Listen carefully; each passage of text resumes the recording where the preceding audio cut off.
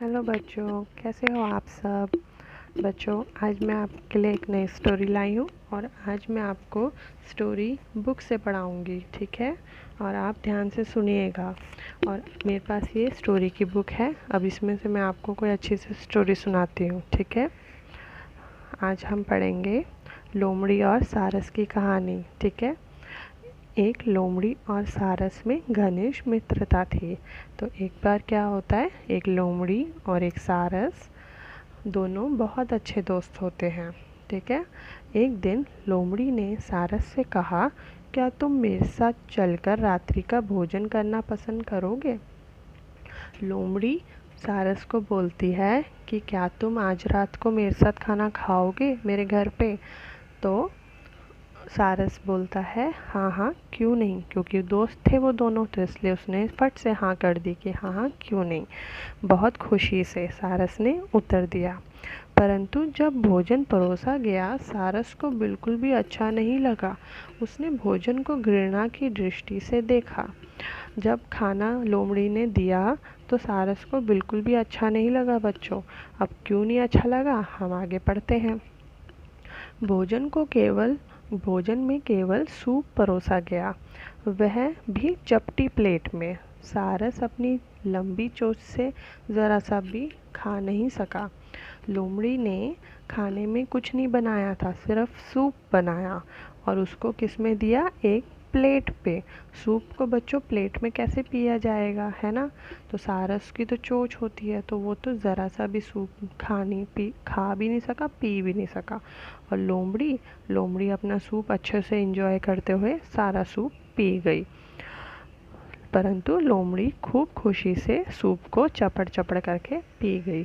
लोमड़ी का तो फेस डॉगी जैसा होता है, तो वो तो प्लेट में फटाफट, जैसे डॉगी पीते हैं ना, खाना खाते हैं पीते हैं कुछ भी, तो वैसे ही लोमड़ी भी सूप पी गई।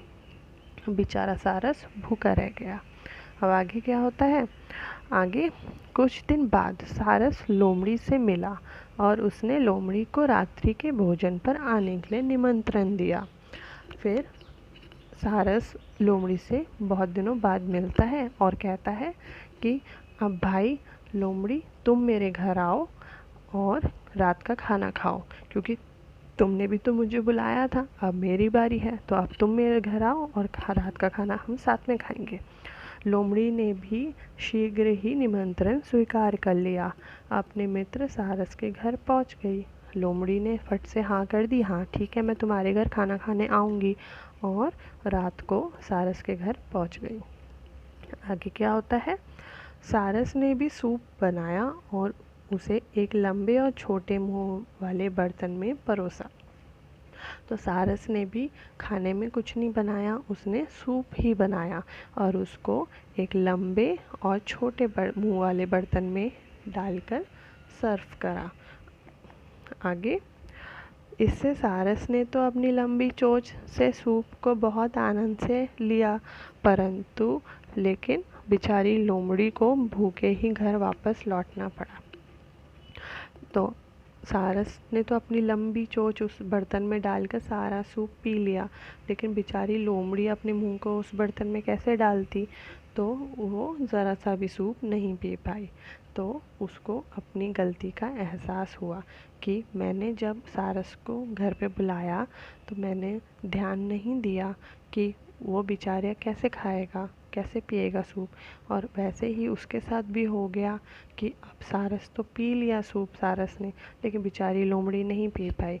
तो बच्चों, हमें इस कहानी से क्या शिक्षा मिलती है कि हमें हमेशा दूसरों का ध्यान रखना चाहिए और दूसरों का ख्याल रखना चाहिए, ताकि दूसरों को हमसे कोई तकलीफ़ ना हो। लोमड़ी ने सारस को घर पे बुला के खाना तो दिया, लेकिन उसने ये नहीं ध्यान करा कि सारस कैसे खाएगा। इसी तरह से जब सारस ने बुलाया तो सारस ने भी उस पर ध्यान नहीं दिया था कि लोमड़ी कैसे पिएगी सूप। तो बच्चों, हमें हमेशा दूसरों का ख्याल रखना चाहिए और सबको प्यार से रहना चाहिए, ठीक है। आई होप आपको आज की स्टोरी अच्छी लगी होगी। Thank you.